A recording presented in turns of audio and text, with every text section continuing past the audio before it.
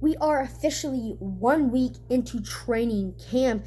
Technically, 1 week and 1 day, but basically a week. And I just kind of wanted to go over everything that has happened in training camp so far. So let's get started. Our first topic of discussion is wide receivers. A lot of stuff about the wide receivers has happened so far in training camp. Wide receiver Denzel Mims hurts his hamstring a day before training camp begins. This was a huge loss to the New York Jets offense. Denzel Mims, the New York Jets second-round pick, was supposed to be, our second-string receiver, but, our second outside receiver right by Breshad Perriman. He hurts his hamstring. Adam Gase said it wasn't going to be major, and he should be practicing in a week. It's been 1 week since it's happened, and he's still sitting on the sidelines. I hope he gets healthy soon, and, he could start getting more reps, start building that chemistry with Sam Darnold, and win Rookie of the Year in 2020. Now, Vincent Smith, the New York Jets kick returner, and actually had some pretty big catches in 2019. But anyway, he hurt his core muscle and is going to be out 5 to 8 weeks. But since Denzel Mims and Vincent Smith have been hurt, the New York Jets haven't, let alone the receiver position. We are actually we brought in Chris Hogan from Carolina. He was a free agent, still hasn't been signed yet. He's a pretty decent player, usually has around 600, 500, 400 yards if healthy, so that's exciting. We also worked out Dante Moncrief and Kevin White. No news about them has been released yet. We don't know how the workout's been. But Harrison Glanter, sorry if I mispronounced your last name, over on Twitter said that, we should hear something tomorrow. I'm recording this on Saturday. It's coming out on Sunday. So he said that we should hear something tomorrow. And I hope that Kevin White and Dante Moncrief are New York Jets tomorrow. Staying on the topic of injuries here, cornerback Pierre Desir hurt his hamstring. He had a hamstring injury all of 2019, and that hindered his play. And now he has a hamstring again, but I expect him to be healthy. Adam Gase said he should be practicing soon. Another injury is Brian Poole. He got dehydrated after the first practice, which I believe was on Monday. First practice was on Monday. He got dehydrated. I'm pretty sure in the New York Jets training camp live stream, I don't know which day it was, but they actually said that Brian Poole dealt with the dehydration injury last year after, training camp, during training camp. So we obviously want Brian Poole to get back healthy, and the rest of the injuries will be listed on screen right here, so you can pause that for a second if you want to just read them all.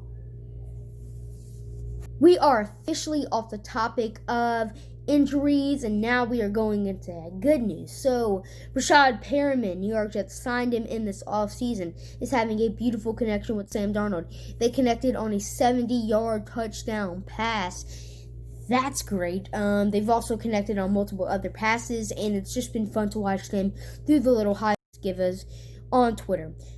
Also, Jamison Crowder should have 90-plus catches according to the wide receiver coach this season. He believes Jamison Crowder took a step up in his game, and he should be playing amazing in 2020. Also, Marcus Maye is insane in training camp this year. Marcus Maye is just going all out. It's been crazy, Marcus Maye, watching him this last couple of days. Marcus Maye has had, pass breakups. He has had good tackles. He has had everything under the blue. After the Jamal Adams trade, the Jets told Marcus Maye, hey, man, you're going to have to step up your game this year. And he did exactly that, playing phenomenal on the defense. Blessing on Austin, 6th-round rookie last year, shined a bit. He had potential to be a shutdown cornerback 1, and in training camp, he's kind of had a slow start in training camp.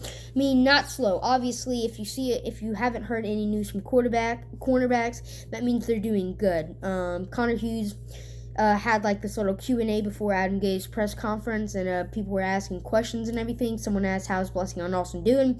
He says, haven't noticed him much, which is good. He's, playing good defense. He's not, letting up touchdowns, so he hasn't noticed him. And then today, he's decided to ball out.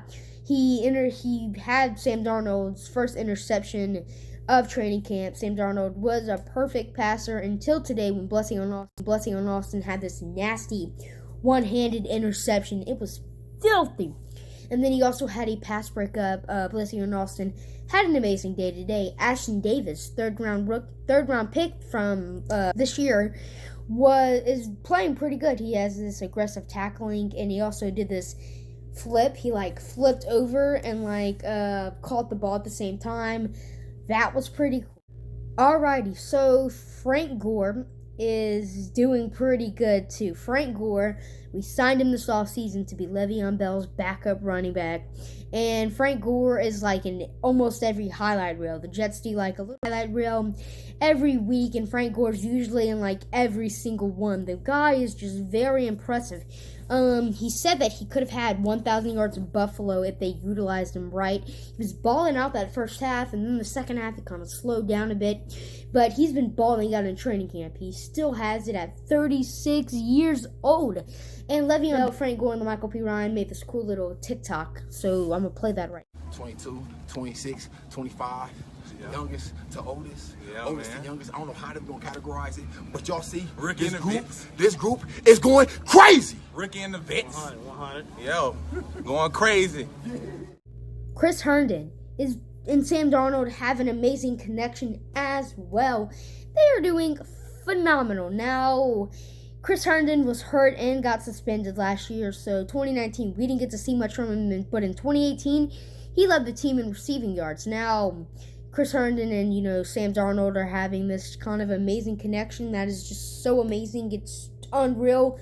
I feel like the Jets tight ends this year could be utilized like Philadelphia's. You know how Zach Ertz and Dallas Gobert, they have this dynamic duo. I feel like Chris Herndon and Ryan Griffin could have a dynamic duo, kind of like Zach Ertz and Dallas Gobert. And with the New York Jets kind of being a little weak at wide receiver, and Philadelphia's usually always a little weak at wide receiver position, I feel like the Jets could be similar to Philadelphia, just a bit better. And our last topic of today's video is a pretty big topic. So, Avery Williamson and Ryan Griffin were placed on the PUP list around 2 months ago, 1 month ago, a while ago. And they, promoted off the PUP list. They are now on the active NFL roster. Yay! So, Avery Williamson, I'm pretty positive the team's leading tackler in 2018, is going to be the starting middle linebacker this year with C.J. Mosley opting out. It is just going to be amazing. I'm so happy that he is back. Everything is just going great. He is going to provide, the starter mentality. He was pretty amazing in 2018, and I'm glad to have him back. Ryan Griffin is going to be the Dallas Gobert in this New York Jets offense this year. He's a tight end who the Jets got last year from Houston. Houston, I believe, put him on waivers or something, and the Jets scooped him up. He got put on waivers because he got arrested, I believe, in Tennessee around the draft last year. So there's that. But he played pretty phenomenal in 2019 with the New York Jets. But then he ended up getting hurt, like basically everyone on the roster last year. And, just turned, his career around, basically. And the Jets re-signed him, and that the rest is history. We also activated Daniel Brown from the non-football injury list.